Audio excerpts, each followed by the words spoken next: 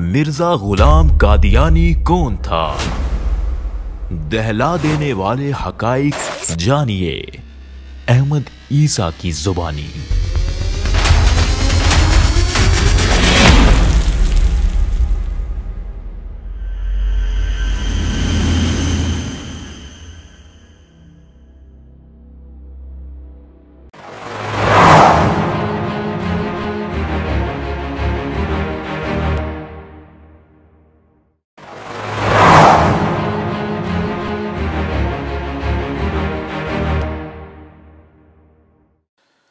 مرزا غلام قادیانی کی امت مرزیہ، امت قادیانیہ جو خود کو جماعت احمدیہ کہلواتے ہیں، وہ کہتے ہیں کہ مرزا غلام قادیانی اور جو اس کی جماعت ہے، یعنی ان کی جماعت، ان کے سچا ہونے کی، حق پر ہونے کی قرآن سے ان کے پاس ایک دلیل ہے جس کا رد کسی کے پاس نہیں ہے، اور آج تک کوئی مسلمان یا کوئی بھی ان کی اس دلیل کا رد نہیں کر پایا۔ لہذا قرآن سے ہی اس دلیل کی بنیاد پر نہ صرف ان کے نزدیک مرزا غلام قادیانی سچا ہے، بلکہ ان کی جو جماعت ہے، جماعت احمدیہ، وہ حق پر ہے، وہ الہی جماعت ہے، وہ رب کا انعام ہے۔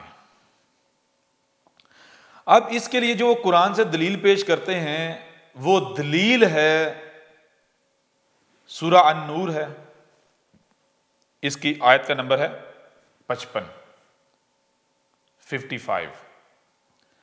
وعد اللہ الذین آمنوا منکم وعملوا الصالحات لیستخلفنہم فی الارض۔ ان کا کہنا یہ ہے کہ اس آیت میں اللہ نے کہا ہے کہ اللہ کا وعدہ ہے مومنوں سے کہ وہ انہیں زمین میں خلافت دے گا، وہ انہیں خلافت دے گا۔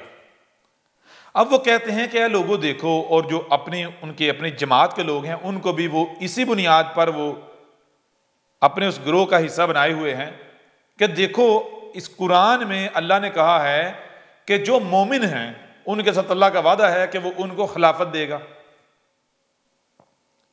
لہذا قرآن کی اس آیت کی روشنی میں یہ بتاؤ کہ کیا مسلمانوں کے پاس خلافت ہے؟ مسلمانوں کے پاس خلافت نہیں ہے۔ دنیا میں کسی اور گروہ، کسی فرقے، کسی مذہب کے پاس خلافت ہے؟ نہیں ہے۔ خلافت کن کے پاس ہے؟ تو وہ کہتے ہیں دیکھو خلافت تو جماعت احمدیہ کے پاس ہے، جماعت احمدیہ کا ایک خلیفہ ہے، ان کے پاس خلافت ہے، ان کے پاس خلافت کا نظام ہے۔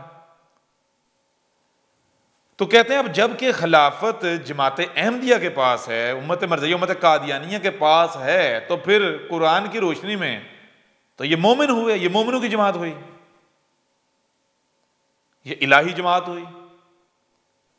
کیونکہ جی الہی جماعت ہونے کی جو پہچان ہے، جو شرط ہے، اللہ کے نزدیک مومن ہونے کی شرط کیا ہے؟ اللہ کے نزدیک مومن ہونے کی شرط یہ ہے کہ اللہ کا وعدہ ہے جو مومن ہے ان کو خلافت دے گا۔ اب پوری دنیا میں اللہ کا وعدہ پورا ہوتا ہے جی مرزیوں کے اوپر، احمدیوں کے اوپر، کیوں؟ خلافت ان کے پاس ہے۔ لہٰذا مومن کون ہوا؟ اللہ کے وعدے کا مستحق کون ہوا؟ اللہ کے نظر میں اللہ کا چہیتا مومن، اللہ کے بندے، اللہ کی جماعت کون سی ہوئی؟ وہی جن کے پاس خلافت ہے، وہ تو ہمارے پاس ہے۔ یوں لوگوں کے پاس آگے سے کوئی جواب نہیں ہوتا، اور وہ دیکھتے ہیں بھائی ہاں قرآن سے یہ بات کی جا رہی ہے، لہٰذا وہ پھر اپنے آپ کو جھکا لیتے ہیں، یا پھر اس چیز کو ایک بہت بڑی دلیل بنا کر ڈنڈورا پیٹا جاتا ہے۔ اب حقیقت کیا ہے؟ جب ہم حقیقت آپ کے اوپر واضح کریں گے تو وہی لوگ جو اس دلیل کی بنیاد پر ان کو الہی جماعت سمجھتے ہیں، وہ ان کے سروں پر انہی کے جوتے ماریں گے کہ کس قدر یہ فراڈیے، مکار اور دجال ہیں۔ یہ کیسے دھوکہ دیتے ہیں لوگوں کو؟ سب سے پہلا سوال تو یہ پیدا ہوتا ہے کہ کیا ان میں سے کوئی ایک بھی ایسا ہے جو یہ دعویٰ کر سکے کہ یہ قرآن وہ بیان کر سکتا ہے، وہ بتا سکتا ہے قرآن میں کیا لکھا ہوا ہے؟ کوئی بھی نہیں کر سکتا۔ کیوں؟ کیونکہ قرآن رب العالمین کا اتارا ہوا ہے، تو رب جو بھی کام کرتا ہے کیسے کرتا ہے، ہر شے سے اس کا جوڑا ہے، ظاہر ہے تو باطن بھی ہے۔ جیسا کہ آپ کو بتایا، آپ اگر جاننا چاہتے ہیں کہ آپ کا رب کیسے کام کرتا ہے، اس کی سنت کیا ہے، اس کا طریقہ، اس کا قانون کیا ہے، اصول کیا ہے، تو آپ ایسا کریں کسی ایسی تخلیق کو سامنے رکھیں جس کے بارے میں کوئی بھی یہ نہ کہہ سکے کہ بھائی اس میں ہمارا حصہ ہے، یا ہم اس میں شریک ہیں، یا ہمارے سامنے وجود میں آئی، یا یہ رب کے علاوہ کسی نے بنائی ہے۔ ایسی شے سامنے رکھی جائے، ایسی تخلیق جس کے بارے میں ہر کسی کا اتفاق ہو یہ رب العالمین کا کام ہے، یہ اس کے کام ہے جسے ستارے، سورج، چاند یہ سب بنایا۔ تو یہ جو زمین ہے اس کو سامنے رکھیں، کیا اس کے بارے میں کلیم کر سکتا ہے کہ اس میں ہمارا بھی ہاتھ ہے؟ نہیں۔ اگر کسی شے میں شرکت کا دعویٰ کر سکتا ہے وہ کون سی مخلوق ہے؟ انسان، اور انسان زمین کے وجود میں آنے سے بعد میں وجود میں آئے ہیں، لہذا انسان کے دعویٰ کر نہیں سکتے زمین کے حوالے سے۔ لہذا زمین ایک ایسی تخلیق سامنے آتی ہے جو واقعتاً رب کی تخلیق ہے۔ اب دیکھیں رب کی تخلیق کیسی ہے۔ اس تخلیق کے ذریعے آپ اپنے رب کے قوانین کو جان لو گے، اس کے اصول اور طریقوں کو جان لو گے، اس کی سنت کو جان لو گے۔ ظاہر دیکھا جائے تو زمین چپٹی ہے، فلیٹ ہے، روٹی کی طرح یعنی پلیٹ کی طرح گول ہے، لگتا ہے کہ کنارے ہیں، ادھر سے شروع ہوتی ہے ادھر جا کے ختم ہو جاتی ہے، ہر طرف کنارے ہیں اس کے۔ لیکن آج واضح ہوتا ہے کہ حقیقت کیا ہے۔ یہ تو ظاہر ہے، باطن اس کے 180 ڈگری برعکس ہے۔ زمین باطن میں فلیٹ نہیں بلکہ گیند کی مانند گول ہے، کنارے نہیں ہیں، کنارے کا تو زمین پہ تصور بھی نہیں ہے۔ آپ چلتے جاؤ چلتے جاؤ چلتے جاؤ، آپ واپس اسی نقطے پر آ کھڑے ہوگے جہاں سے آپ نے سفر شروع کیا تھا، جدھر جی چاہے رخ کر لو۔ پھر ظاہر میں سٹیٹک ٹھہری ہوئی نظر آتی ہے، لیکن جب باہر نکل کے دیکھو باطن 180 ڈگری الٹ ملٹی ڈائریکشن میں انتہائی تیز رفتاری سے سفر کر رہی ہے۔ ظاہر میں سورج اس کے گرد سفر کرتا ہوا نظر آتا ہے، سورج ڈوبتا غائب ہوتا ہوا نکلتا ہوا نظر آتا ہے، اور حقیقت یعنی باطن جو ہے وہ اس کے 180 ڈگری الٹ ہے کہ سورج نہیں بلکہ زمین سورج کے گرد اپنے ہی محور پر گھوم رہی ہے، جس کی وجہ سے سورج ہر لمحے طلوع اور غروب ہوتا ہوا نظر آ رہا ہے۔ یعنی جو آپ کے رب کا کام ہے وہ کام ایسا ہے کہ اس کے دو حصے ہیں، ہر شخص اس کا جوڑا ہے، ایک ظاہر ہے تو دوسرا باطن۔ اب اگر آپ یہ مانتے ہیں کہ یہ قرآن رب العالمین کی طرف سے اتارا ہوا ہے تو پھر جان لیں یہ صرف ظاہر نہیں ہے، ظاہر نامکمل ہے، مکمل تب ہوگا جب باطن جو غیب ہے، جو چھپا ہوا ہے، وہ سامنے آئے گا۔ اس کے دو حصے ہیں، ایک ظاہر ہے ایک باطن یعنی چھپا ہوا۔ اب کوئی ظاہر کے پیچھے چلے گا تو وہ ہدایت پائے گا یا گمراہ ہوگا، یہ کوئی مشکل نہیں ہے۔ آپ زمین کی مثال سامنے رکھ لیں، زمین کا جو ظاہر ہے اگر کوئی اسے حق کہے گا تو وہ سچا ثابت ہوگا؟ نہیں۔ آپ اس وقت تک قطعی بات نہیں کہہ سکتے جب تک کہ غیب جو چھپا ہوا ہے وہ آپ کے سامنے نہیں آ جاتا، اور یہی قرآن کے شروع میں سورہ البقرہ میں کہا گیا الذین یؤمنون بالغیب، یعنی الف لام میم ذالک الکتاب لا ریب فیہ ھدی للمتقین الذین یؤمنون بالغیب۔ الکتاب جو ہے وہ کن کی رہنمائی کر رہی ہے؟ اللہ کن کو ہدایت دے رہا ہے؟ جو المتقین ہیں، اور المتقین جو ہے وہ کون ہے؟ جو ظاہر کے ساتھ ساتھ جو غیب ہے اس کو بھی سامنے رکھتے ہیں، غیب کے بغیر کوئی بھی بات نہیں مانتے، کوئی بات کرتے نہیں ہیں، کوئی کام نہیں کرتے۔ جب تک کہ غیب سامنے نہ آ جائے، غیب کو جان نہ لیں، اس وقت وہ کام نہیں کرتے، وہ بات نہیں کرتے۔ تو اب مجھے یہ بتائیں کہ جب قرآن رب العالمین کا اتارا ہوا ہے تو پھر اس کا ایک ظاہر ہے ایک باطن ہے، تو جو ظاہر کے پیچھے چلے گا وہ ہدایت یافتہ ہوگا۔ اس لیے اس قرآن کے اندر لکھا ہوا ہے کہ اس قرآن کے ذریعے سے، اس قرآن کے ساتھ ایک بہت بڑی تعداد ہے لوگوں کی جو گمراہ ہو رہی ہے، اور ایک تعداد ایسی ہے جو ہدایت بھی پا رہی ہے۔ گمراہ کون ہو رہے ہیں؟ بتایا گمراہ وہ ہوتے ہیں قرآن کے ساتھ، قرآن ان کو گمراہ کرتا ہے، قرآن کے ذریعے وہ گمراہ ہوتے ہیں جو کہتے ہیں کہ نحن اغنیاء واللہ فقیر، یعنی اس قرآن کو ہم خود سمجھ سکتے ہیں، قرآن کو سمجھنے کے لیے ہم خود کفیل ہیں، ہمارے پاس ایسے ذرائع، ایسے ریسورسز ہیں، ایسے افراد، ایسی شخصیات، ایسے علماء، یا ہمارے اندر اتنی عقل، اتنی سمجھ، شعور ہے کہ ہم اس قرآن کو خود سمجھ سکیں۔ وہ ہوتے ہیں گمراہ۔ اور ہدایت کون پاتے ہیں؟ جو اپنے آپ کو اللہ کے آگے جھکاتے ہیں، جو کہتے ہیں کہ نحن فقیر واللہ اغنیاء، ہم فقیر ہیں اور اللہ غنی ہے، اللہ سے بڑھ کر غنی کوئی نہیں ہے۔ وہ کہتے ہیں رب ہم فقیر ہیں، تو نے ہمیں خلق کیا ہے، اس لیے تو ہی جانتا ہے کہ ہمیں کس مقصد کے لیے خلق کیا ہے، کیا حق ہے کیا باطل، اس لیے تو ہمیں بتا حق کیا ہے باطل کیا ہے، حق کیا ہے سچ کیا ہے، دنیا میں نے کہا مقصد کیا ہے، کیوں ہمیں دنیا میں لایا ہے۔ وہ اپنے آپ کو رب کے آگے جھکاتے، جو اپنے آپ کو رب کے آگے جھکاتے ہیں تو پھر رب ان کے اوپر واضح کرتا ہے ہدایت کیا حق کیا ہے۔ ٹھیک ہے نا؟ تو ہدایت کون پاتے ہیں؟ ہدایت وہ پاتے ہیں جو اپنے آپ کو رب کے آگے جھکاتے ہیں۔ گمراہ کون ہوتے ہیں؟ جو خود سے دعوے دار بن بیٹھتے ہیں، جو کہتے ہیں کہ ہم خود قرآن کو سمجھ سکتے ہیں۔ اب سب سے پہلے اسی بنیاد پر دیکھیں کہ جو لوگ یہ جو مرزئی ہیں، جو قادیانی ہیں، خود کو احمدی کہلوانے والے ہیں، جو سورہ نور کی آیت نمبر 55 جو ہے، اس سے مراد یہ لیتے ہیں کہ یہاں پر ان کا ذکر ہے، ان کی جماعت کا ذکر ہے، کیا وہ یہ دعویٰ کر سکتے ہیں کہ انہوں نے اپنے آپ کو اللہ کے آگے جھکایا ہوا ہے اور اللہ ان کے اوپر قرآن بیان کر رہا ہے، رب العالمین ان کے اوپر قرآن بیان کر رہا ہے؟ یا پھر وہ خود سے تراجم و تفسیریں کر کے تو ایسے دعوے کر رہے ہیں؟ اگر تو وہ یہ کہتے ہیں جی اللہ ہمارے اوپر بیان کر رہا ہے، رب العالمین بیان کر رہا ہے، جس کا قرآن ہے وہ بیان کر رہا ہے، تو پھر وہ آئیں میدان میں، کیوں؟ جن کے پیچھے اللہ ہو، جن کے پیچھے رب خود ہو، ان کو میدان میں آنے سے گھبرانا چاہیے، ان کو رب کے ساتھ اپنا تعلق ثابت کرنے سے گھبرانا چاہیے۔ میدان میں آنے سے کون گھبرائے گا؟ رب کے ساتھ تعلق ہونے کا دعویٰ کرنے کے باوجود اس تعلق کو ثابت کرنے سے کون گھبرائے گا؟ جو جھوٹا ہوگا، جو مکار فراڈیا ہوگا۔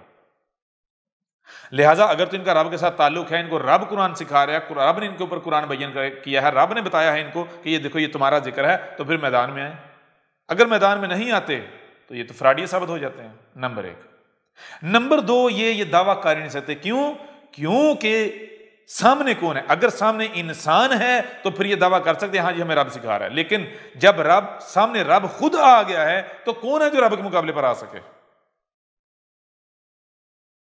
اگر ان کے سامنے کوئی گمراہ ہوں گے تو ان کے سامنے تو یہ دعویٰ کر سکتے ہیں، لیکن جب ان کے سامنے رب خود آ گیا ہے، قرآن کا وارث آ گیا ہے، جس نے قرآن لکھا ہے، جس نے قرآن اتارا ہے، جس نے کیا ظاہر کیا کیا چھپایا ہے، وہ خود آ گیا ہے، تو اس کے مقابلے پر یہ آ سکتے ہیں۔ ان کو پتہ ہے ہم ذل و رسوا ہو جائیں گے، نہیں آئیں گے۔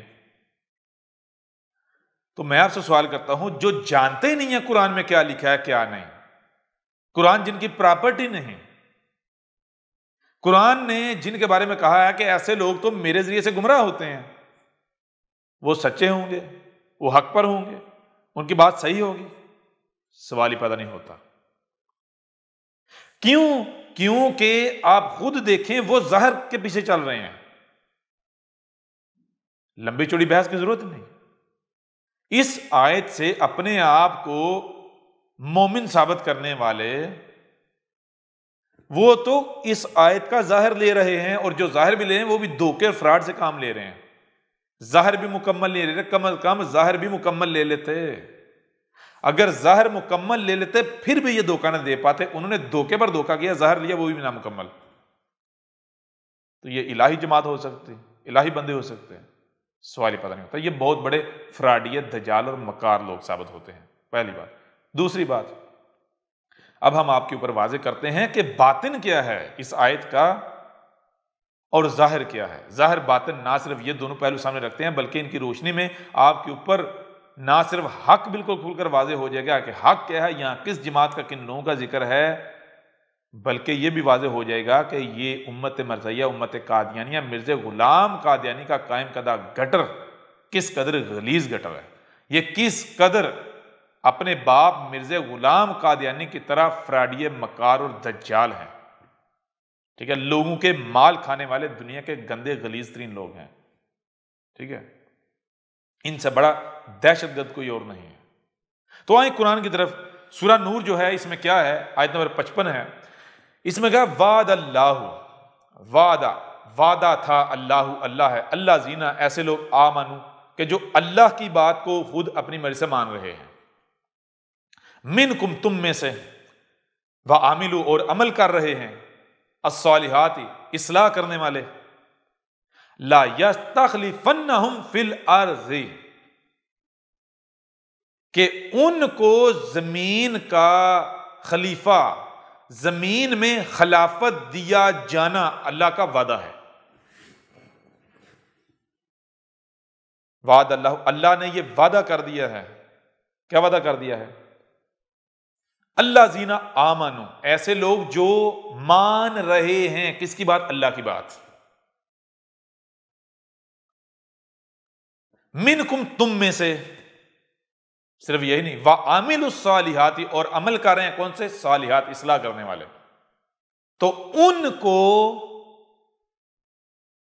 اللہ خود، یا لا کو یعنی ان کو، یس یا اللہ خود، سین آگے چل کر، تخلیفنہم فی الارض زمین میں خلیفہ، نائب بنا دے گا، زمین میں خلافت دے دے گا۔ سب سے پہلی بات یہ ہے کہ یہاں بات شروع ہو رہی ہے کہاں سے؟ رسول سے۔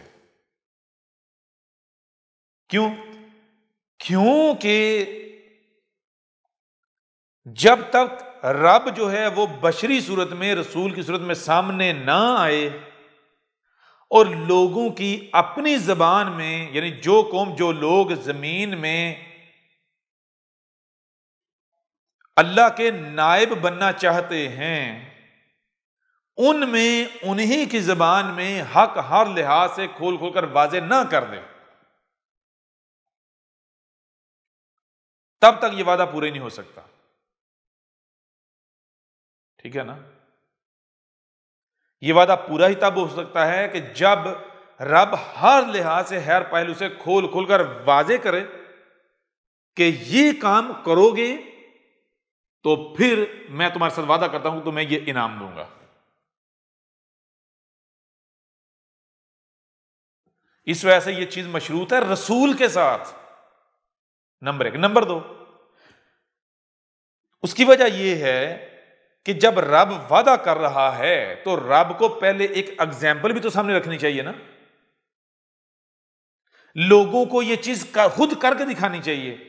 رب کو بشری صورت میں دنیا میں آنا چاہیے، انسانی صورت میں، پھر ایک انسان کس طرح اٹھ کر یہ کام کر کے زمین میں رب کا نائب بن سکتا ہے، رب کو یہ ایک پریکٹیکل اگزامپل قائم کرنی چاہیے، کر کے دکھانا چاہیے، اور اس کے بعد رب کو کہنا چاہیے کہ جو ایسا کریں گے، اس طرح کریں گے، پھر میں ان کو ایسا ہی انعام دوں گا، ایسے زمین میں وارث بناؤں گا۔ تو یہاں ابتدا کہاں سے؟ رسول سے، ہر لحاظ سے، کہیں بھی کسی طرف سے بھی غور کر لیں، اور آپ حیران ہو جائیں گے کہ اس سے جو پچھلی آیت ہے اس میں یہی بات کی جا رہی ہے۔ آیت نمبر 54، کل کہ آتی اللہ و آتی الرسول، کل یہ کہنا پڑے گا، کیا کہنا پڑے گا؟ آتی اللہ، کیا ہے؟ تیو، اطاعت کی جا رہی ہے، مانی جا رہی ہے، بات سن کر سمجھ کر مانی جا رہی ہے۔ اللہ تھا، اللہ کی اطاعت کیا ہے؟ آتی اللہ کیا ہے؟ اللہ کی اطاعت، اور آتی الرسول، جو رسول کی اطاعت ہے وہ اللہ کی اطاعت ہے۔ کیوں؟ کیونکہ اسی قرآن میں دوسرے مقام پر کہا کہ اللہ اور رسول میں فرق نہیں کرو، جیسے ایک دائرہ ہے، اگر اس دائرے کو درمیان سے کاٹو گے تو دو کمانیں بن جائیں گی، ایک کمان اللہ ہے اور دوسری کمان اس کا رسول، دونوں ملیں گے تو مکمل وجود ہے، اگر دونوں میں سے ایک کو بھی الگ کرو گے تو پیچھے مکمل ہی رہے گا، آدھا ہو جائے گا۔ لہذا اللہ اور رسول آپ الگ الگ نہیں کر سکتے، بیچ میں اور نہیں لا سکتے، دو نہیں کہہ سکتے۔ اللہ اور رسول ایک ہی وجود ہے، ٹھیک ہے نا؟ پہلی بات تو یہ ہے کہ قل اطیعوا اللہ و اطیعوا الرسول فإن تولوا فإنما علیہ ما حمل وعلیکم ما حملتم وإن تطیعوہ تہتدوا وما علی الرسول الا البلاغ المبین۔ اس آیت میں کہا جا رہا ہے کہ دیکھو ہم نے کیا کیا، رسول بھیج دیا ہے، رسول بھیجا جائے گا۔ جب رسول بھیجا جائے تو اللہ کی اطاعت کیا ہے؟ رسول کی اطاعت۔ جو رسول کی اطاعت کریں گے وہ کس کی اطاعت کر رہے ہوں گے؟ وہ اللہ کی اطاعت کر رہے ہوں گے۔ تو اب جو اللہ کی اطاعت کر رہے ہیں یعنی رسول کی اطاعت کر رہے ہیں تو ان کے ساتھ کیا وعدہ، ان کے ساتھ کیا کیا جائے گا، کیا انعام ملے گا، اس کا بدلہ کیا ہوگا، وہ آگے بتایا جائے گا۔ لیکن پہلے واضح کر دیا کہ جو پھر جائیں گے، فَإِن تَوَلُّوا، پس اگر تولو پھر رہے ہو، فَإِنَّمَا عَلَيْهِ مَا حُمِلَ وَعَلَيْكُمْ مَا حُمِلْتُمْ، تو پھر اس کا نتیجہ یہ ہے کہ جب تم پھر رہے ہو تو پھر جو بدلہ آنا ہے، جو نتائج آنے ہیں وہ تم نے خود ہی بھگتنے ہیں۔ پھر جو ذمہ داری وہ تمہارے اپنے اوپر پڑے گی، جو کانسیکوینس ہوں گے وہ تمہارے اپنے اوپر پڑیں گے، جو وہ بال آئے گا۔ کیوں کہ غور کرنا ہے، جب رسول آ جائے تو رسول کیا؟ رب خود۔ رب جب خود آ جاتا ہے بشری صورت میں تو رب کیا ہے؟ لا شریک۔ جب رب بشری صورت میں آ گیا ہے تو رب بشری صورت پہ بھی اپنا شریک برداشت نہیں کرے گا۔ رسول آئے تو جس ریڈیس کے لیے رسول آئے اس ریڈیس میں اس کے دشمن موجود ہوں، وہ مالک ثابت نہ ہو، مالک نہ بنے، وہ رسول ثابت نہیں ہوتا، وہ اللہ وہ رب ثابت نہیں ہوتا۔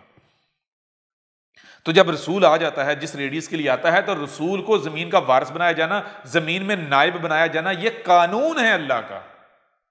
یہ وہ وجہ ہے جس وجہ سے رسول کے ساتھ رب کا وعدہ ہے، اللہ رب العالمین کا وعدہ ہے کہ اذا جاء نصر اللہ والفتح ورأیت الناس یدخلون فی دین اللہ افواجا۔ رب کی نصرت آنا، اللہ کی نصرت، اللہ کی مدد کا آنا، اور تمام کے تمام رستے جو رستے پہلے رکاوٹیں تھے وہ کھولے جانے، یہ اللہ کا وعدہ ہے کسی رسول کے ساتھ، اور پھر لوگوں کا فوج در فوج دین میں شامل ہونا اور زمین پر غلبہ دے دینا رسول کے ساتھ، یہ اللہ کا وعدہ ہے۔ کیوں؟ کیونکہ رسول اللہ خود ہوتا ہے، تو کیا اللہ خود اپنے خلاف کرے گا؟ سوال پیدا نہیں ہوتا۔ تو یہ کہا قل اطیعوا اللہ و اطیعوا الرسول فإن تولوا فإنما علیہ ما حمل وعلیکم ما حملتم وإن تطیعوہ تہتدوا، اور اگر آگے جو بات کی گئی وإن تطیعوہ، اور اگر اطاعت کر رہے ہو کس کی؟ ہمارے بھیجے ہوئے کی، تہتدوا تو پھر کیا ہے؟ ہدایت پا رہے ہو۔ ہدایت پانا یہ طے شدہ ہے، پھر تم صحیح رستے کے اوپر ہو، پھر تم غلط رستے پر نہیں ہو۔ یہ ہے دو گروہ واضح کر دیے، رسول بھیجا گیا، پھر جانے والے، ماننے والے، ٹھیک ہے۔ اور آگے وما علی الرسول الا البلاغ المبین، اور ہمارے رسول کے اوپر نہیں ہے، اگر ہے تو کیا ذمہ داری؟ صرف یہ کہ کھول کھول کر پہنچا دے، ہر لحاظ سے ہر پہلے سے کھول کر پہنچا دے۔ تو جیسے ہی ہمارا رسول ہر لحاظ سے ہر پہلے سے کھول کھول کر پہنچا چکے گا تو تب تک یہ فیصلہ ہو جائے گا، پھرنے والے پھر چکے ہوں گے، ماننے والے دل و جان سے مان چکے ہوں گے، کفر کرنے والے یعنی چھانٹی ہو چکی ہوگی۔ اس طرح سے رسول آیا، اس نے حق کھول کھول کر واضح کیا، جب تک وہ حق کھول کر واضح کر رہا تب تک چھانٹی ہو رہی ہے۔ جیسے ہی آیا تو کفر و کذب، دوسرا ماننے والے، جو کفر و کذب کرنے والے ان میں سے بھی کچھ پچھتا رہے ہیں کہ ان کے کفر و کذب انہوں نے انجانے میں کر دیا۔ اب جب رسول پہنچا رہا ہے، حق واضح ہوا ہے، تو ان میں سے کچھ واپس آ رہے ہیں، رجوع کر رہے ہیں۔ تو جو مان رہے ہیں ان میں سے کچھ واپس جا رہے ہیں۔ اس طرح ہر ایک کو اس کے مقام پر، یعنی یہ رب چھانٹی کر رہا ہے۔ تو جب تک رسول پیغام پہنچا رہا ہوتا ہے تب تک رب چھانٹی کر رہا ہوتا ہے، بتاتا نہیں میں، یعنی کہ یہ نہیں کہ عملی طور پر ان کو ان کے مقام پر رکھ رہا ہوتا ہے، نہیں، ابھی ان کے مقامات طے کیے جا رہے ہوتے ہیں۔ تو جب رسول پیغام پہنچا چکتا ہے اور لوگ چھانٹی ہو جاتے ہیں، کفر و کذب کرنے والے کو اس کیٹیگری میں آ جاتے ہیں، خاموش رہنے والے اس کیٹیگری میں آ جاتے ہیں، ماننے والے اس کیٹیگری میں، پھرنے والے اس کیٹیگری میں، سب کیٹیگریز تشکیل پا جاتی ہیں۔ تو اس کے بعد پھر کیا آتا ہے؟ جو اللہ کا وعدہ ہے وہ کیا ہے؟ وہ اگلی آیت میں بتا دیا، وعد اللہ الذین آمنوا، وعدہ تھا اللہ کا۔ اللہ کا وعدہ کیا؟ اللہ زینا آمن، ان لوگوں سے جو رسول آیا ہے تو اس کی دعوت کو دل سے مان رہے ہیں، نہ صرف مان رہے ہیں بلکہ وَعَامِلُوا الصَّالِحَاتِ، اور جو عمل کر رہے ہیں وہ عمل کیا ہیں؟ اصلاح کرنے والے، وہ اپنے عمل سے ثابت کر رہے ہیں کہ اے رب ہم صالح لوگ ہیں، اصلاح لوگ ہیں، یعنی کہ وہ خرابیاں ٹھیک کر کے جس حد تک ان کو ہدایت دی ہے، جس حد تک ان کو، جس سطح تک ان کو صلاحیتیں دی ہیں، اصلاح کرنے کی صلاحیتیں دی ہیں، وہ اس سطح تک اپنے آپ کو صالح ثابت کر رہے ہیں، اپنے آپ کو صالح اصلاح کرنے والے ثابت کر رہے ہیں۔ تو جب وہ اپنے آپ کو صالح اصلاح کرنے والے ثابت کر دیتے ہیں تو پھر کیا ہے؟ لا یستخلفنہم فی الارض، تو پھر اللہ کیا کرتا ہے؟ ان کو زمین میں، پہلے جن کے پاس زمین کا اقتدار ہے، اختیار ہے، ان سے چھین کر، ان سے واپس لے کر، ان کو ہٹا کے، پیچھے کر کے، ختم کر کے، تو زمین کا وارث ان کو بنا دیتا ہے۔ خلف کہتے ہیں بعد کو، تو خلف فی الارض کا مطلب یہ ہے زمین میں بعد والے، یعنی پہلے زمین کا اقتدار، اختیار آپ نے کسی کو دیا ہوا ہے تو خلف کہتے ہیں، خلف فی الارض کہتے ہیں کہ اس زمین میں پہلے والوں کو ہٹا کے جن کو آپ لے کر آئے ہیں ان کو زمین کا وارث بنانا۔ ٹھیک ہے جی،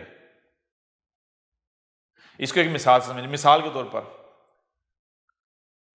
آپ کا ایک کارخانہ ہے یا ایک ملک ہے، آپ اس ملک کے صدر ہیں، صدارتی نظام ہے، آپ اس ملک کے صدر ہیں، آپ کے اختیار میں آپ اپنی مرضی سے حکومت لے کے آتے ہیں، وزیر اعظم اپنی مرضی کا اپوائنٹ کرتے ہیں، وزیر، مشیر، سب کچھ، سارا وہ حکومت جو ہے وہ آپ اپنی مرضی کے لوگ لا کے بٹھاتے ہیں۔ اب آپ بادشاہ ہیں، صدر ہیں، اب آپ نے نظام چلانا ہے، اس کے لیے آپ کو لوگ چاہیے۔ اب آپ کی رعایا میں سب کے سب فراڈیے، دھوکے باز، اس طرح کے لوگ ہیں، حکومت بھی چلانی ہے، اس کے لیے لوگوں کی بھی ضرورت ہے، تو کہاں سے لوگ لے کر آئیں گے؟ لوگ تو رعایا میں سے، انہی میں لوگوں میں سے آئیں گے نا۔ تو اب آپ کیا کریں گے؟ آپ کرتے ہیں کہ رستہ کھول دیتے ہیں، جو بھی حکومت میں آنا چاہتا ہے ان میں سے آ جائے۔ کیوں؟ آپ کو پتا ہے کہ جو اس کے اہل ہیں وہ تو ہیں ہی نہیں، تو ان میں سے جو آتے ہیں آئیں، لگے رہیں، آپس میں کھیلتے رہیں۔ لیکن جیسے ہی آپ کی رعایا میں سے کوئی بھی یہ اعلان کرتا ہے، یہ دعویٰ کرتا ہے کہ بھئی میں آپ کا فرما بردار ہوں، تو کیا آپ یہ چاہیں گے کہ ایک فرما بردار کی موجودگی میں ایک جو نافرمان ہے اس کے پاس حکومت رہنے دیں؟ سوال ہی پیدا نہیں ہوتا۔ لیکن چیز یہ ہے کہ جو فرما بردار ہونے کا دعوے دار ہے اس کو اپنا فرما بردار ہونا ثابت کرنا پڑے گا۔ اگر وہ ثابت کرے گا تو آپ جو پہلے والا ہے اس کو ہٹا دیں گے حکومت سے اور اس کو حکومت دیں گے۔ اگر یہ فرما بردار ثابت نہیں کرے گا تو آپ اسے حکومت نہیں دیں گے۔ کیوں؟ کہ اگر نافرمان کو دینی ہے تو جس کے پاس ہے اس کے پاس رہنے دو، بدلنے کی کیا ضرورت ہے؟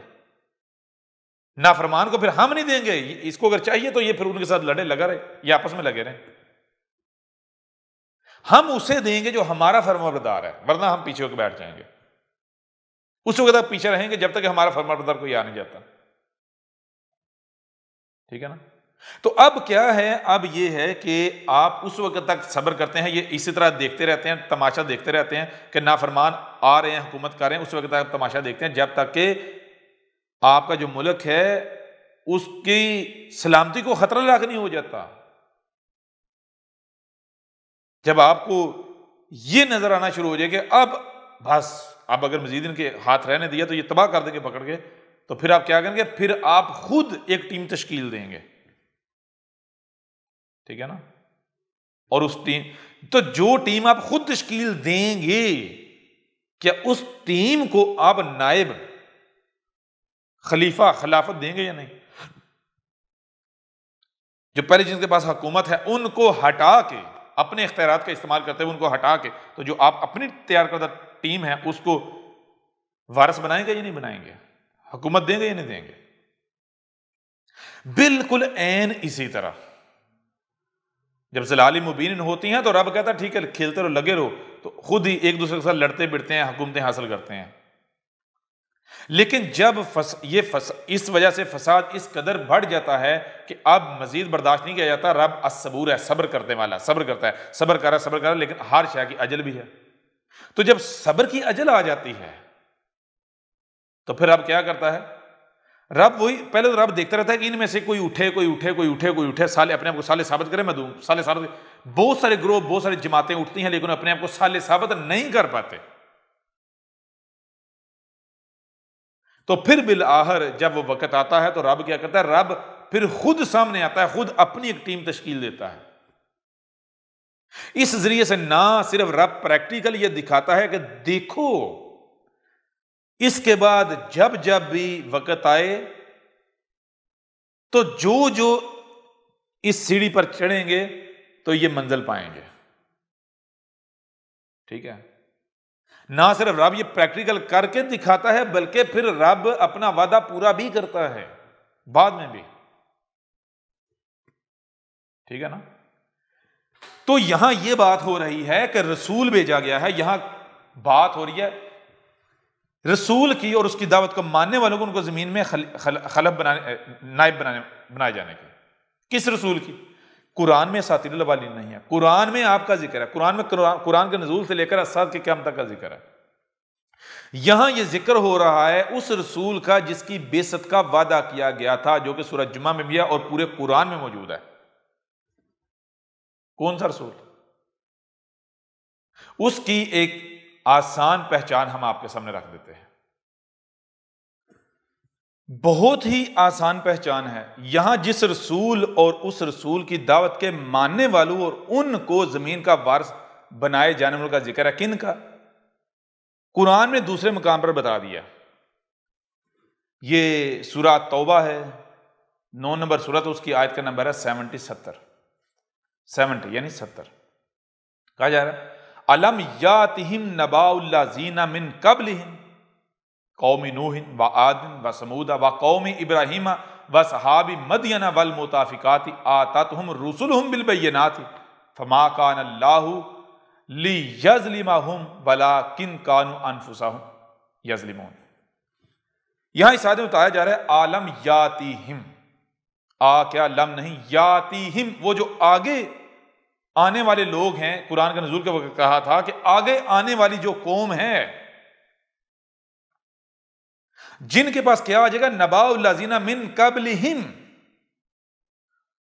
جو پہلے ان سے پہلے والی جو قومیں ہیں، قوم نوح و عاد و ثمود، وہ جو قومیں جن کو ہلاک کیا گیا، ان قوموں کے بارے میں وہ علم دے دیا جائے گا جو علم اس سے پہلے رب العالمین کے علاوہ کسی کے پاس نہیں ہوگا۔ یعنی بتایا تھا کہ قرآن کے نزول کے بعد ایک وقت آئے گا جب ضلال مبین آ جائیں گی، جب اسات کی تمام اشرات آ جائیں گے، طلوع شمس من مغربہا، یاجوج اور ماجوج، فتنہ دجال، دابات الارض، دخان، اس طرح اسات کی جتنی بھی اشرات ہیں، جب وہ اشرات آ جائیں گی، طرح طرح کی ہلاکتیں و تباہیاں آ رہی ہوں گی، تو تب رسول آئے گا۔ اس رسول کی پہچان یہ ہے کہ وہ رسول آ کر پہلے جو قومیں ہلاک ہو گئیں ان قوموں کے بارے میں وہ علم دے گا جو علم اس سے پہلے اللہ کے رب العالمین کے علاوہ کسی کے پاس نہیں ہوگا۔ پہلی بار وہ علم انسانوں کے سامنے آئے کہ قوم نوح جو ہے، قوم عاد جو ہے، قوم سمود جو ہے، قوم ابراہیم، اصحاب مدین اور جو والمؤتفکات، جو المؤتفکات ہیں، وہ قومیں ہلاک ہوئیں تو کیسے ہوئیں؟ ان قوموں نے کیا کیا تھا؟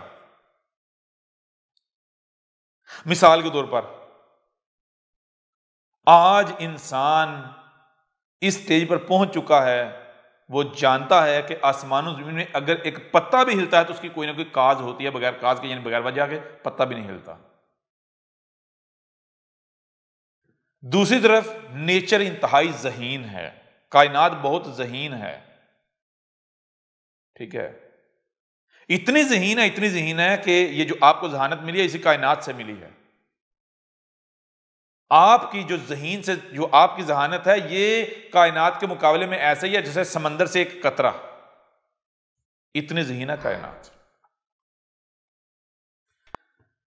اتنی ذہین ہے۔ اس کائنات میں اگر کوئی تباہی آتی ہے، کوئی زلزلہ، کوئی طوفان، کوئی آندھی، تو وہ تب ہی آئے گی جب بیلنس بگڑے گا، آسمان و زمین کائنات میں بہترین توازن بیلنس قائم ہے، جب بیلنس بگڑے گا تو تباہی آئے گی۔ اور بیلنس کیسے بگڑے گا؟ یہ کائنات خود بخود بیلنس نہیں بگاڑتی، بیلنس کا بگاڑنا اس کے اندر ہے ہی نہیں ہے۔ اور ایک ہی مخلوق ہے جو بیلنس کو بگاڑنے کی صلاحیت رکھتی ہے، وہ کون ہے؟ انسان۔ تو زمین پر صرف اسی صورت میں تباہی آ سکتی ہے، کوئی بھی خرابی ہو سکتی ہے، ہلاکت آ سکتی ہے، جب انسان خرابی کرے گا۔ کائنات خودکار ہے، نیچر خودکار ہے، نیچر کو ضرورت نہیں ہے کہ کوئی اٹھ کے اس کی مدد کرے یا نیچر اس کی محتاج نہیں۔ نیچر جو کائنات اپنا کام خود کرتی ہے۔ انسان بھی اگر کچھ کرنا چاہتا ہے تو سب سے پہلے اپنے آپ کو کائنات نیچر کا حصہ بنائے، نیچر بنائے۔ جب وہ اپنے آپ کو نیچر کے آگے جھکائے، نیچر بنائے گا تو پھر نیچر اس سے کام لے گی جو اس کی ذمہ داری ہے۔ نیچر طے کرے گی کہ اس کی ذمہ داری کیا ہے، کیوں کائنات اس کی خالق ہے، کائنات وجود میں لے کر یہ کائنات ہی طے کر سکتی ہے کہ بھائی تمہیں کس مقصد کے لیے وجود میں لایا گیا۔ جب آپ نے آپ کو کائنات کے آگے جھکاؤ گے، کائنات میں جو آپ کا مقام وہاں فکس کرو گے تو پھر کائنات آپ کو لے کر چلے گی۔ اب کوئی رائے برابر بھی تباہی نہیں آ سکتی جب تک کہ بیلنس نہ بگڑے، توازن نہ بگڑے آسمان و زمین میں۔ اور بیلنس انسان کے علاوہ بگاڑنے کوئی دوسری قوم صلاحیت رکھتی نہیں ہے۔ تو اب میں آپ سے سوال کرتا ہوں کہ قوم نوح ہلاک ہوئی کیسے ہوئی؟ پہاڑوں جیسی بلند لہریں تھی، پہاڑوں جیسی اتنا بڑا عظیم طوفان تھا۔ اتنا بڑا طوفان کیا ایسے ہی آ جائے گا؟ مکھی کے پر ہلانے سے آ جائے گا؟ نہیں۔ پہلی تو بات طے ہوگی کہ انسانوں نے فساد کیا، آسمان و زمین کا بیلنس بگاڑا تو وہ طوفان آیا۔ موسموں کا نظام درہم برہم ہوا کیسے؟ انسانوں نے موسموں کے نظام میں پنگے لیے، چھیڑ چھاڑ کی، نیچر کا بیلنس بگڑا تو اتنا بڑا طوفان ہوا۔ تو وہ جو بیلنس بگاڑا کیا وہ ہاتھوں، ان دو ہاتھوں سے بگاڑا گیا یا پھر وہ اتنی بڑی سطح پر بگاڑنے کے لیے ان دو ہاتھوں سے نہیں ہم کر سکتے، بلکہ آپ کو ایکسٹینشن چاہیے۔ ایکسٹینشنز آپ نے اپنے ہاتھوں کو، اپنی آنکھوں کو، اپنے ان ساری جو آپ کو صلاحیتیں، آپ نے اپنی ان صلاحیتوں کو ایکسٹینڈ کر لیا انسان نے۔ مثلا مشینیں، یہ ایجادات، ان ایجادات یعنی جیسے آج تباہیاں آ رہی ہیں، ہلاکتیں آ رہی ہیں، عین اسی طرح پہلے بھی ہلاکتیں آئی تھیں۔ جیسے آج کیسے آ رہی ہیں؟ ترقی کے نام پر انسان جو کر رہے ہیں، کیا کریں؟ آسمان زمین میں فساد کر رہے ہیں۔ رب نے مخلوقات جن مقامات پر رکھا ہے ان مقامات سے ہٹا رہے ہیں، ترتیب بگاڑ رہے ہیں۔ تو ترقی کے نام پر جو کیا جا رہا ہے یہ فساد ہے، بدلے میں بیماریوں، مصیبتوں، تکلیفوں، زلزلوں، طوفانوں کا سیلاب آ چکا ہے یا نہیں؟ انسان ہر طرف سے گھیرا جا چکا ہے یا نہیں؟ این اسی طرح ماضی میں یہ قومیں ہلاک ہوئی تھیں، تو بتایا کہ جب یہ موجودہ قوم جو ہے جن کی طرف قرآن بھیجا گیا ہے، قرآن کی موجودگی والی قوم جو ہے، جب یہ بھی وہی کریں گی، جب ہلاکت ان کے سر پر آ جائے گی تو پھر کیا کیا جائے گا؟ ان قوموں کو جب ہلاک کیا گیا تھا تو اس وقت کیا ہوا تھا؟ آتاتہم رسولہم بالبینات، آتاتہم رسولہم، تو ان کے پاس کیا آ گئے؟ رسول آ گئے۔ قوم نوح کو ہلاک کیے جانے سے جب ہلاک ہوئی، ہلاکت سے پہلے رسول آیا تھا یا نہیں؟ نوح آیا تھا۔ قوم عاد، ہود آیا تھا یا نہیں؟ آیا تھا۔ قوم سمود ہلاکت سے پہلے صالح آیا تھا یا نہیں؟ آیا تھا۔ قوم مدین ہلاکت سے پہلے شعیب آیا تھا یا نہیں؟ ایسے ہی باقی جس قوم کو ہلاک کیا گیا تو ہلاکت سے پہلے رسول آیا تھا یا نہیں؟ تو رسول کیسے آئے تھے؟ البینات کے ساتھ، بالبینات، البینات کے ساتھ، یعنی رسولوں نے آ کر کھول کر واضح کر دیا کہ اے لوگو رب کیا ہے، تم کیا کر رہے ہو، یہ جو تم ترقی کر رہے ہو یہ ترقی نہیں ہے، یہ دھوکے کا شکار ہو، یہ جو تمہیں بیماریوں، تکلیفوں، مصیبتوں کی تم شکار، اس کی وجوہات کیا ہیں؟ رسولوں نے آ کر سب کو کھول کر واضح کر دیا، لیکن وہ لوگ نہ مانے، انہوں نے کفر و غضب کر دیا، نتیجہ کیا نکلا؟ ہلاکت کا شکار ہو گئے۔ تو اس آیت میں یہ بتایا جا رہا ہے کہ قرآن کے بعد جب یہ وقت آئے گا، وہی وقت جو قوم نوح پر آیا تھا، جو قوم عاد پر آیا تھا، جو قوم سمود پر آیا تھا، قوم مدین پر آیا تھا، قوم لوط پر آیا تھا، قوم جو آل فرعون ہے ان پر آیا تھا، جب وہی وقت قرآن کے بعد اس قوم پر آئے گا تو پھر کیا ہوگا؟ رسول آئے گا، کیسے آئے گا؟ البینات کے ساتھ، اور وہ آ کر وہ علم دے گا کس بارے میں؟ گزشتہ جو قومیں ہلاک ہوئی تھی ان قوموں کی ہلاکت کے بارے میں، وہ علم جو اس کے علم ظاہر کرنے سے پہلے اللہ کے علاوہ کسی کے پاس علم نہیں ہوگا۔ وہ تو جو علم اللہ کے علاوہ کسی کے پاس ہے ہی نہیں، وہ علم اگر آپ کے پاس آتا ہے تو وہ علم دینے والا کون ہوگا؟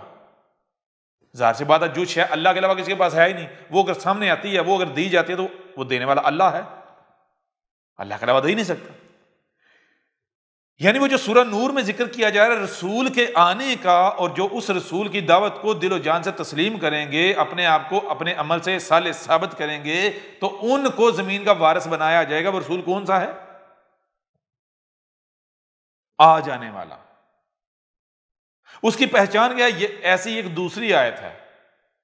پہلی آیت میں بتایا گیا، ماضی میں بتایا گیا تھا جب آئے گا، یعنی آگے جا کے آئے گا، اور جب آ جائے گا اس وقت کے لیے۔ یہ سورہ ابراہیم ہے، 14 نمبر سورت ہے، اور آیت کا نمبر ہے 9۔ سورہ ابراہیم مطلب کیا؟ مطلب یہ کہ وہ اس وقت کا ابراہیم ہوگا۔ ایک طرف اگر آپ ابراہیم کو رکھو گے، دوسری طرف اسے رکھو گے، تو تم دونوں میں کوئی فرق نہیں کر پاؤ گے۔ گویا کہ ابراہیم ہے جو دوبارہ خود آ گیا ہے۔ ابراہیم نے کیا کیا تھا؟ ابراہیم نے آ کر اپنے آباء و اجداد کے دین کا دفاع نہیں کیا تھا۔ ابراہیم نے الٹا آباء و اجداد کے دین کو دین باطل ثابت کیا، ان کے خداؤں کو بت ثابت کیا، ان کے بتوں کے اوپر کلہاڑے چلائے۔ بتوں کے اوپر کلہاڑے چلا کے جو سب سے بڑا بت تھا کلہاڑا اس کے کندھے پر رکھ دیا۔ کیوں؟ کہ اگر یہ حق تھے اور یہ بھی حق ہے، تو اس کی موجودگی میں یہ کیسے ٹوٹ گئے، کیسے قتل ہو گئے، کیسے مر گئے؟ یہ بچا لیتا نا۔ ایسے ہی آئے گا وہ، آ کر وہ آباء و اجداد کے دین کے اوپر کلہاڑے چلائے گا۔ آباء و اجداد کا جو دین ہے انہیں بت ثابت کرے گا، اور ان کا جو دین ہے نہ صرف ان کو بت ثابت کرے گا بلکہ ان کے دین کے اوپر کلہاڑے چلا کے، ان کے بتوں کے اوپر نماز، روزے، حج، زکات، جو کچھ بھی دین کے نام پر کیا جا رہا ہے ان کے اوپر کلہاڑے چلا کے وہ کلہاڑا اللہ میاں کے کندھے پر رکھے گا کہ اگر یہ تمہارا اللہ میاں ہے تھا تو بچا لیتا ان کو، یا بچا لے۔ ٹھیک ہے نا؟ مطلب کیا؟ تو چیز یہ ہے کہ سورہ ابراہیم میں اس آیت کا آنا، ابراہیم کی نسل ہوگا، وہ وقت کا ابراہیم ہوگا۔ جیسے ابراہیم کو امام بنایا گیا تھا بعد والوں کے لیے، عین اسی طرح اب آگے فیوچر کے لیے اسے امام بنایا جائے گا، اسوۃ حسنہ بنایا جائے گا، ایک ایگزامپل بنایا جائے گا، عملی نمونہ۔ تو آیت کون سی ہے؟ سورہ ابراہیم 14 نمبر سورت کی آیت کا نمبر ہے 9۔ الم یاتکم نبأ الذین من قبلکم قوم نوح وعاد وثمود والذین من بعدہم لا یعلمہم الا اللہ جاءتہم رسلہم بالبینات فردوا ایدیہم فی افواہہم وقالوا انا کفرنا بما ارسلتم بہ وانا لفی شک مما تدعوننا الیہ مریب۔ کیا کہا جا رہا ہے؟ کہا جا رہا ہے کہ جب رسول آ گیا ہے، جب وہ رسول آ گیا ہے تو اس وقت پوچھا جا رہا ہے، بتایا جا رہا ہے رسول، عالم یاتکم نبأ الذین من قبلکم، اے لوگو، اے قرآن کے کو پڑھنے کے دعوے دارو، کیا تمہارے پاس ان لوگوں کے بارے میں وہ علم نہیں آ گیا جو علم اس سے پہلے اللہ کے علاوہ کسی کے پاس نہیں تھا؟ کن لوگوں کے بارے میں؟ قوم نوح کے بارے میں، قوم عاد کے بارے میں، قوم سمود کے بارے میں، اور جو ان کے بعد جتنی قومیں تھیں، آل فرعون وغیرہ، بنی اسرائیل، سب کے بارے میں۔ کیا ان قوموں کے بارے میں وہ علم نہیں آ گیا، ان لوگوں کے بارے میں وہ علم نہیں آ گیا جو علم اس سے پہلے، علم سامنے آنے سے پہلے کسی انسان کے پاس نہیں تھا، اللہ کے علاوہ کسی کے پاس نہیں تھا؟ اگر وہ علم نہیں آیا تو بے فکر ہو جو، کچھ بھی نہیں ہونے والا۔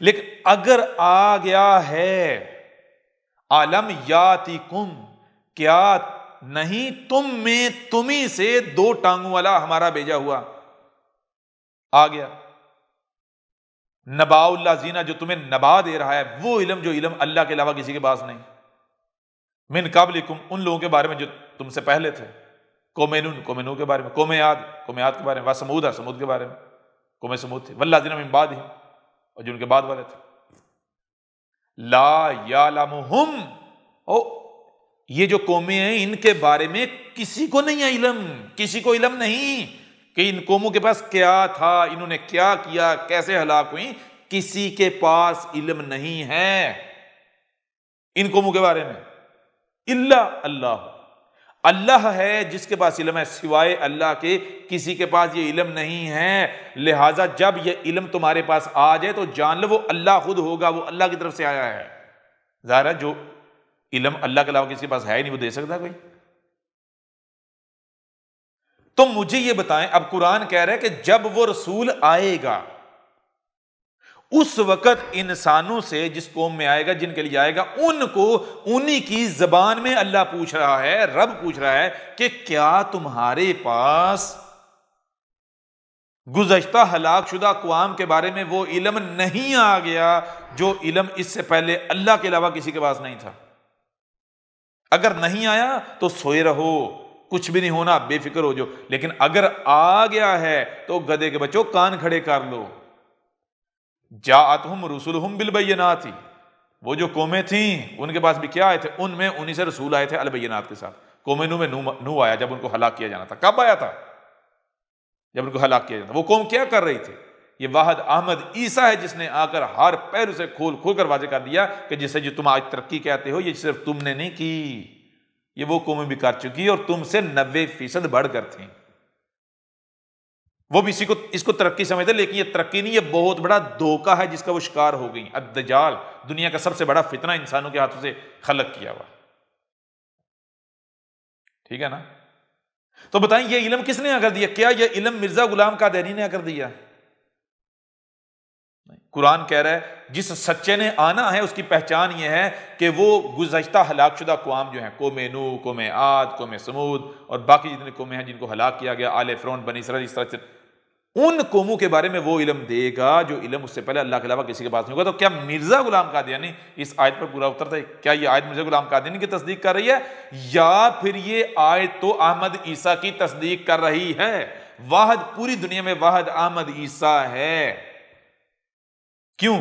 قوم نوح کیسے ہلاک ہوئی، یا گزشتہ قومیں کیسے ہلاک ہوئی تھی؟ وہ جو قومیں تھیں، تفسیریں اٹھا لو، تراجم اٹھا لو، کہتے وہ بتوں کو پوجتے تھے، اللہ کے نافرمان کو بت پوجتے تھے، اور پھر یہ کہا جاتا ہے کہ آج پہلی دفعہ انسان نے یہ ترقی کی ہے۔ یہ واحد احمد عیسیٰ ہے جس نے آ کر ہر لحاظ سے، ہر پہلے سے کھول کر واضح کر دیا۔ ڈاکومنٹری اٹھاؤ، 58 پر مبنی ہے، نباٹ 7 TV سرچ کرو، اس پر موجود ہے، یوٹیوب میں، گوگل میں سرچ کرو، مل جائے گی، یا اسکرین کے اوپر ہمارا ای میل ایڈریس تمہیں بار بار نظر آ رہا ہے، اس ای میل کے اوپر رابطہ کر کے آپ لے سکتے ہو۔ الکتاب ہے، الکتاب ڈاؤن لوڈ کرو، فری میں ڈاؤن لوڈ کرو، پڑھو، دیکھو اس میں کیا علم دیا گیا تمہیں۔ دنیا کی کوئی طاقت غلط ثابت نہیں کر سکتی، ہر لحاظ پہلے سے کھول کر واضح کیا ان قوموں کے پاس کیا تھا۔ یہ جسے تم ترقی کہتے ہو یہ پہلی دفعہ نہیں ہوئی، اس سے پہلے وہ قومیں کر چکی اور اسی وجہ سے وہ ہلاک ہوئی تھی۔ انہوں نے ترقی کے نام پر آسمانی زمین نے اس قدر فساد کر دیا، توازن بگاڑ دیا کہ پھر تباہیاں آئیں اور وہ ہلاک ہو گئے۔ اور جب وہ ہلاکت ان کے سر کے اوپر تھی، ان کو لگتا تھا دنیا ایسے ہی چلتی رہنی ہے، بلند و بانگا عمارتیں، جدید سوسائٹیاں، یہ مشینیں موجیں کر رہے تھے، اور ان کو لگتا تھا ایسی دنیا چلتی رہنی۔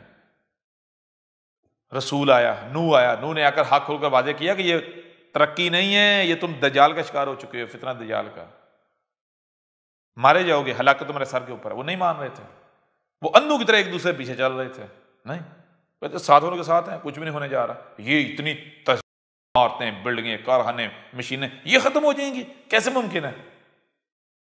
تو رسول آئے کیسے؟ البینات کے ساتھ، مطلب کہ ہر شخص اس کا جوڑا ہے۔ وہ بھی مانتے تھے کہ رسول نے آنا ہے، مسیح نے آنا ہے، لیکن کیسے آئے گا؟ معجزات کے ساتھ آئے گا، یہی اس کی پہچان ہوگی۔ دروازہ بند کر کے بیٹھے ہوتے تھے، کہتے تھے سچے کی پہچان یہ ہوگی جس نے آنا ہے، رب نے وعدہ کیا ہوا آنے کا، بھیجے جانے کا، لیکن وہ جو مسیح آئے گا، ایک تو جب 100% گمراہیاں ہوں گی اس وقت آئے گا، نمبر یہ جو آگے دعوے دار ہے یہ تب آیا جب دنیا میں علم کے فوارے پھوٹے ہوئے ہیں، جدید سے جدید علوم جو ہے ان کے سیلاب آئے ہوئے ہیں، یونیورسٹیاں کل ہے، ضرورت نہیں ہے، نمبر 1۔ نمبر 2 کہ رسول تو آتا معجزات کے ساتھ، اور یہ ہمارے جیسا ہے، کفر کر دیا، کذب کر دیا۔ دروازہ بند ہے، اس کی پہچان ہی یہ ہے کہ جو جس نے آنا ہے اس نے، ایک نے آنا، مسیح نے آنا، معجزے ہوں گے اس پاس. تو کفر و کذب کر دیا. کیا فردوا ایدیہم، اپنے ہاتھوں سے رد کیا. ہاتھوں یعنی طاقت کا استعمال کیا رسولوں کے خلاف. فی افواہہم، اور جو ہاتھوں کا استعمال کر رہے تھے وہ محض منہ کی ہوا کے بنیاد پر اپنی بات کو سچا ثابت نہیں کر پا رہے تھے، منہ سے محض ہوا خارج کر رہے تھے، ان کی کوئی بھی بات باوزن نہیں تھی ان قوموں کی رسولوں کے مقابلے پر. اور وقالو، اور جیسے آج تم کہہ رہے ہو، کیا کہہ رہے ہو؟ انا کفرنا بما ارسلتم بہ، یہ تو جس کے ساتھ آیا نا جو باتیں کر جا ہم نہیں مانتے. ان کا بھی یہی کہنا تھا، یہی حرکتیں تھیں. وَإِنَّ لَفِي شَكٍّ مِّمَّا تَدْعُونَنَا إِلَيْهِ مُرِيبٍ، یعنی کسی بھی صورت تیری جس طرح تو بلا رہا ہے ہم نہیں آنے والے، ہمیں شک ہے تیرے دین میں، یہ حق نہیں ہو سکتا، یہ ہے وہ ہے. حالانکہ غلط ثابت نہیں کر سکتے، صرف شک ہے، ثابت نہیں کر سکتے. تو چلو اپنے شک کو ثابت ہی کر دو، وہ بھی نہیں. تو چیز یہ ہے، اب آپ نے یہ دیکھ لیا کہ کس رسول کا ذکر ہے سورہ نور میں، اس رسول کا جس نے آنا ہے. تو پھر کیا ہونا ہے؟ اگر باقی ہم دیکھو پورے قرآن میں تو بتایا ہے وَإِن يُكَذِّبُكَ فَقَدْ كَذَّبَتْ قَبْلَهُمْ قَوْمُ نُوحٍ وَعَادٌ وَثَمُودٌ. قرآن میں جگہ جگہ پر بتایا ہے کہ اس رسول کو کہا جا رہا ہے کہ اگر یہ تیرا کذب کرتے ہیں تو یہ کوئی نئی چیز نہیں کہ یہ کذب پہلی بار نہیں ہونے جا رہا، یہ پہلی بار نہیں ہوا، اس سے پہلے بھی ہو چکا کذب. قوم نوح نے بھی کیا تھا نوح کا، قوم عاد نے بھی کیا تھا ہود کا، قوم سمود نے بھی کیا تھا صالح کا، قوم شعیب نے بھی، یعنی قوم مدین جو اس نے شعیب کا، قوم لوط نے بھی لوط کا. ہوا تھا نا کفر آل فرعون نے موسیٰ کا. تو نتیجہ کیا نکلا تھا؟ آج بالکل وہی نکلنے جا رہا ہے. تو یہ جان لیں کہ سورہ نور کی طرف اب آئیں واپس. سورہ نور میں بتایا جا رہا ہے کہ جو رسول آئے گا وہ آ کر وہ علم دے گا گزشتہ ہلاک شدہ اقوام کے بارے میں، قوم نوح، قوم عاد، قوم سمود، ان قوموں کے بارے میں جو علم اس سے پہلے اللہ کے علاوہ کسی کے پاس ہوگا نہیں. وہ رسول جو ہے، وہ رسول جب آئے گا جو اس کی دعوت کو دل سے تسلیم کر رہے ہوں گے اور اپنے عمل سے اپنے آپ کو صالح ثابت کر رہے ہوں گے، تو ان کے ساتھ اللہ کا وعدہ ہے کہ ان کو زمین میں نائب بنائے گا. اس وقت زمین پر جو قابض ہوں گے، جن کے پاس زمین کا اختیار ہوگا، اقتدار ہوگا، ان قوموں کو، ان لوگوں کو ہٹا کے تو یہ جو جماعت ہوگی جو رب کا بھیجا ہوا رسول ہوگا اور اس کی دعوت کو ماننے والے، ان کو زمین میں وارث بنائے گا، نائب بنائے گا.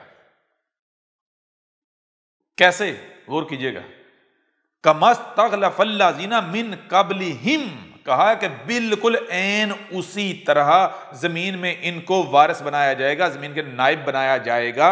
پہلے والوں کو جن کے پاس حکومت ہوگی، اقتدار کو ہٹا کے ان کو حکومت دی جائے گی، جیسے پہلے ہم نے کیا تھا. پہلے دیکھو نوح آیا تھا، نوح اور اس کی ماننے والوں کو ہم نے زمین میں کیسے خلف کیا تھا. قرآن میں آیات اٹھا کے دیکھ لو. ہود اور اس کی ماننے والوں کو ہم نے زمین میں کیسے خلیفہ بنایا، خلافت دی تھی. قرآن اٹھا کر دیکھو. صالح کے وقت، شعیب کے وقت، موسیٰ کے وقت. ہم نے جب اپنے ان رسولوں کو بھیجا تھا تو ان کا کفر و کذب کرنے والوں کو صفحہ سے مٹا دیا تھا، اور جو ان کی ماننے والے تھے، جو ان کی مان رہے تھے، جو المومن تھے، جنہوں نے اپنے آپ کو المومن صالح ثابت کیا، ہم نے اپنے رسول اور جو ان کی ماننے والے تھے نہ صرف ان کو بچا لیا بلکہ ان کی آنکھوں کے سامنے کفر و کذب کرنے کو ہلاک کر کے پیچھے زمین کا وارث بنا دیا ان مومنوں کو، رسول ان کے ساتھیوں کو. تو یہاں کہا جا رہا ہے کہ کَمَا اسْتَخْلَفَ الَّذِينَ مِن قَبْلِهِمْ وَلَيُمَكِّنَنَّ لَهُمْ دِينَهُمْ الَّذِي ارْتَضَىٰ لَهُمْ وَلَيُبَدِّلَنَّهُمْ مِن بَعْدِ خَوْفِهِمْ آمَنَّا. ایک اور چیز بتا دی. پہلی تو چیز یہ کہ کہا بالکل عین اسی طرح ہم زمین میں ان کو خلافت دینے جا رہے ہیں، خلافت دیں گے، خلافت دینے جا رہے ہیں جیسے ہم نے پہلے والوں کو دی تھی. آگے بعد میں بڑھتے ہیں. نمبر 1، کیا مرزا غلام قادیانی اس نے آ کر وہ علم دیا؟ تو جو اس کی ماننے والے تھے ان کو زمین میں اقتدار، رب نے نائب بنایا، وارث بنایا، زمین میں خلافت دی. کون سی خلافت؟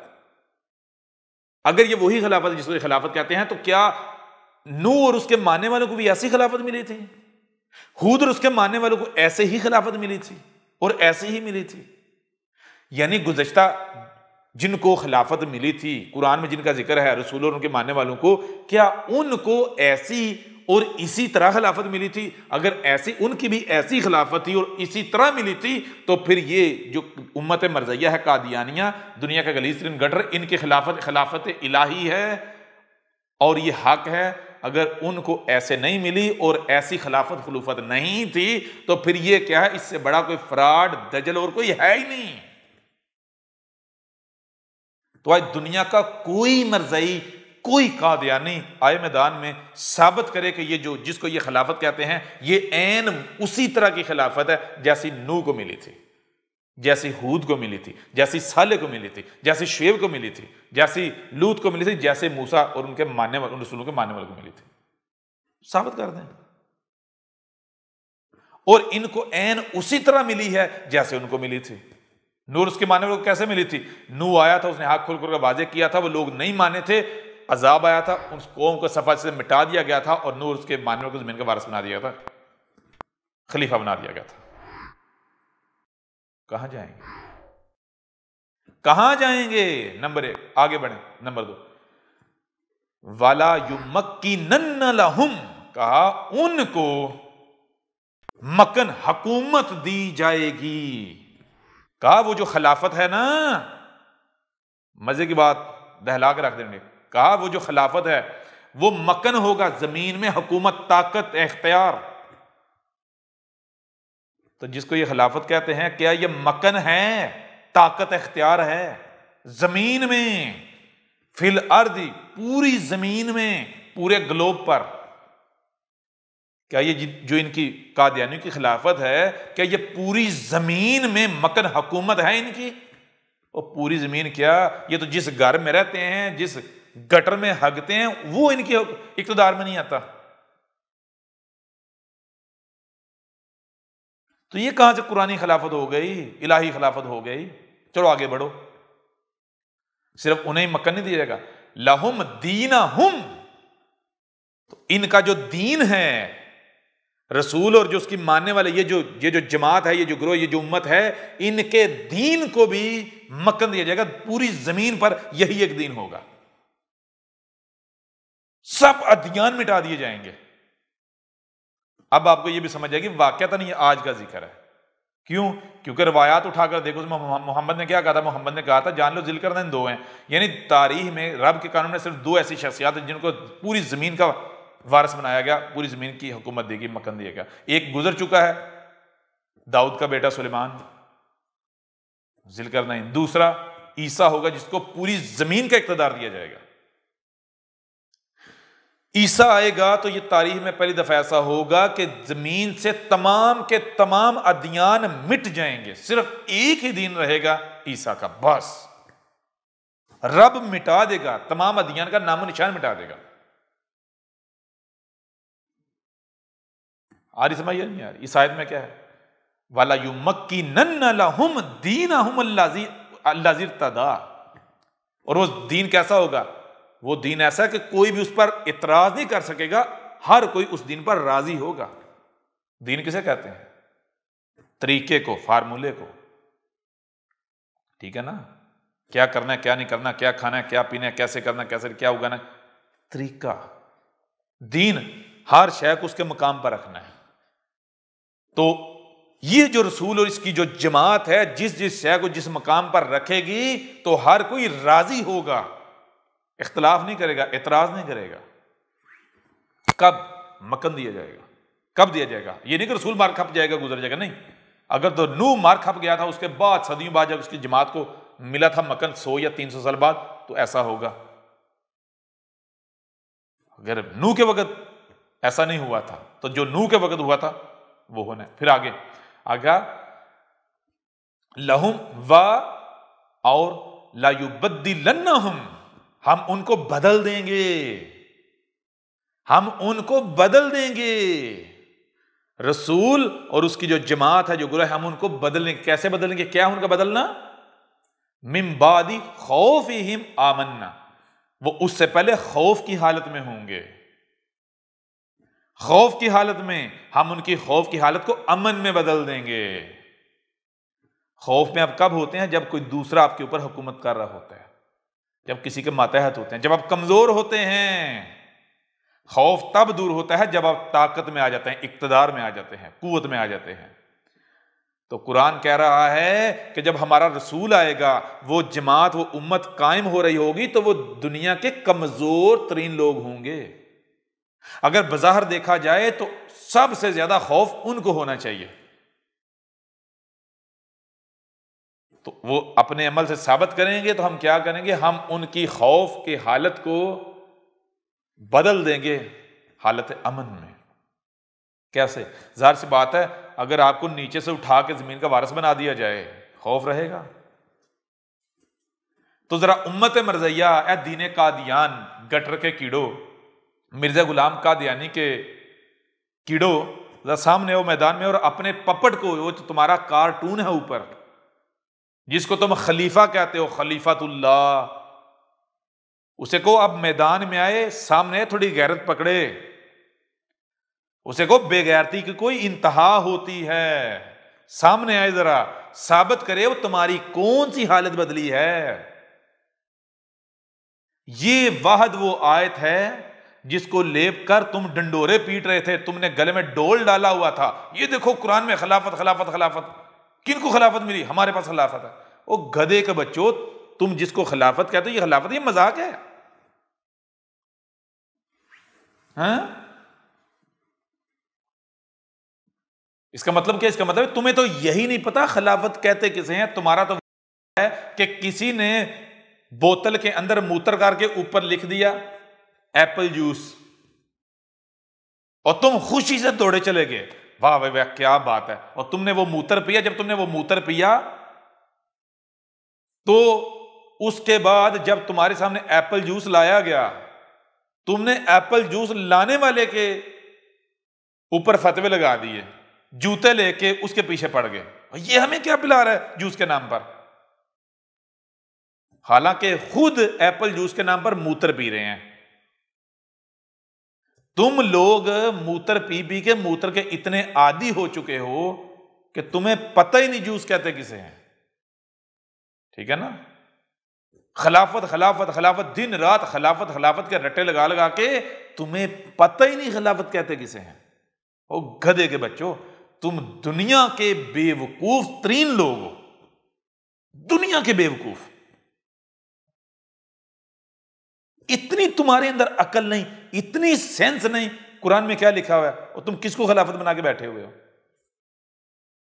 اتنی سینس نہیں تمہارے اندر، اور گدھے کے بچوں، اس اپنے کارٹون کو دیکھو نا، تمہاری خلافت الہی خلافت ہے، یہ جو تمہارا خلیفہ ہے، خلیفہ، خلیفہ کیسے بنتا ہے؟ کلفے سے، کلفے سے خلیفہ، یہ جو تم نے لالی پاپ رکھا ہوا ہے خلیفہ کے نام پر، جس کو پوری کی پوری جماعت چوس رہے ہو، ٹھیک ہے، اس کو ذرا سامنے لے کر آؤ، کیونکہ یہ اللہ کا خلیفہ ہے نا، اس کو سامنے لے کر آؤ، اس اللہ کے خلیفے کو سامنے لے کر آؤ، ہم دیکھتے ہیں وہ اللہ کہاں سے اترتا ہے، ٹھیک ہے نا؟ تمہارا یہ خلیفہ اور اس خلیفے کا اللہ احمد عیسیٰ کے جوتے کی نوک پر، گدھے کے بچے، گٹر کے کیڑوں، تمہیں پتا ہے رب العالمین ہے کیا؟ اگر رائی برابر بھی غیرت ہے تو لاؤ اپنے اللہ میاں کو سامنے لاؤ، تمہارے اللہ میاں کی ایسی کی تیسی، تمہارا اللہ میاں احمد عیسیٰ کے جوتے کی نوک پر۔ اب اگر تم لوگوں میں ایک رائی برابر بھی غیرت ہے اور تمہارے اللہ میاں میں بھی غیرت ہے، احمد عیسیٰ تمہارے اللہ میاں کو بھی چیلنج کر رہا ہے، یہ تمہارا رب تم سے کلام کر رہا ہے، جس نے تمہیں خلق کیا ہے، جو کہ کوئی اوپر چڑھ کر نہیں بیٹھا ہوا، یہ کائنات جسے تم کائنات کہتے ہو، ہم تم سے کلام کر رہے ہیں، جاؤ اس کو لے کر آؤ جو تمہارا اللہ ہے، اور یہ تمہارے اس اللہ کا نمائندہ ہے، اس کو بھی لے کر آؤ میدان میں۔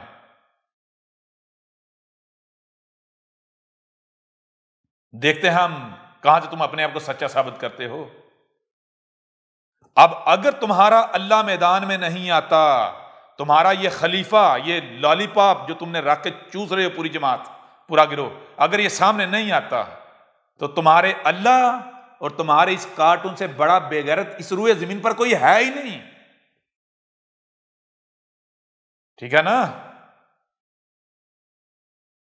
ذرا تھوڑی غیرت پکڑو. مرزے کے اللہ میاں کو لے کر آؤ، مرزا غلام قادیانی کے اللہ میاں کو، ٹھیک ہے، لے کر آؤ ذرا اسے. جان لو یہ رب العالمین کلام کر رہا ہے تمہارے ساتھ. رب العالمین کہ تمہارے سامنے ہماری زبان ہے، ہمارا بھیجا ہوا ہے. واپس آؤ اس آیت کی طرف. تو اب ذرا دیکھو، بتاؤ ہمیں، یعبدوننی لا یشرکون بی شیئا ومن کفر بعد ذلک فاولئک هم الفاسقون. تو اب چیز یہ ہے کہ یعبدوننی، جو رسول آیا ہے، رسول کہہ رہا ہے کہ کس کی عبادت کرنی ہے؟ میں ہوں جس کی عبادت کرنی ہے، میرے پیچھے چلنا ہے، میرے ساتھ جڑنا ہے. لا یشرکون بی شیئا، میرے ساتھ کسی کو بھی شریک نہیں کرنا، میرے مقابلے پر کسی کو بھی نہیں لے کر آنا. کس کے مقابلے پر؟ میرے مقابلے پر. یہ جو تمہارے سامنے بیٹھا ہوا یہ کون ہے؟ تمہارا رب.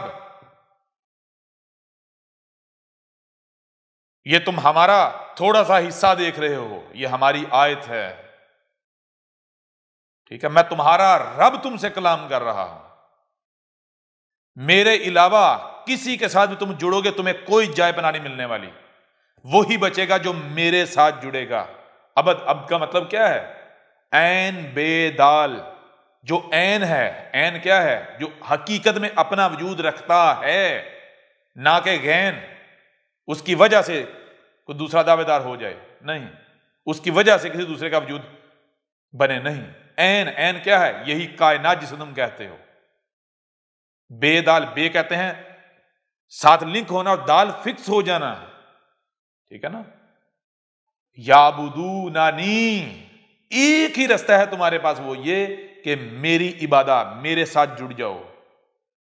میرے ساتھ کس کے ساتھ؟ جسے تم کائنات کہتے ہو، مدر نیچر کہتے ہو. لا یشرکون بی شیئا، یہ جو تم شرک کر رہے ہو، مداخلت کر رہے ہو، میرے مقابلے پر کسی کو بھی لے کر آ رہے ہو، باز آ جاؤ. ومن کفر، اور جس نے کفر کیا. اب حق اس قدر کھول کر واضح کر دینے کے باوجود جس نے کفر کیا، جو مقابلے پر آیا، جس نے مقابلے پر کسی کو بھی کھڑا کیا، کچھ بھی کیا، اب رخ ادھر ادھر کیا، بعد ذالک، اس کے بعد، فاولئک هم الفاسقون. پاس یہ کون ہیں ایسا کرنے والے؟ کون ہیں؟ ہم، یہ جتنے بھی ہیں ایسا کرنے والے، الفاسقون، الفاسق ہیں، فسق کر رہے ہیں. تو جو فاسقین ہیں، جو فاسق ہیں، فاسقون، ان کا انجام کیا ہے ہمیں بتانے کی ضرورت نہیں، ہم تمہیں پریکٹیکل دکھائیں گے، دور نہیں ہے، اپنی آنکھوں سے دیکھو گے.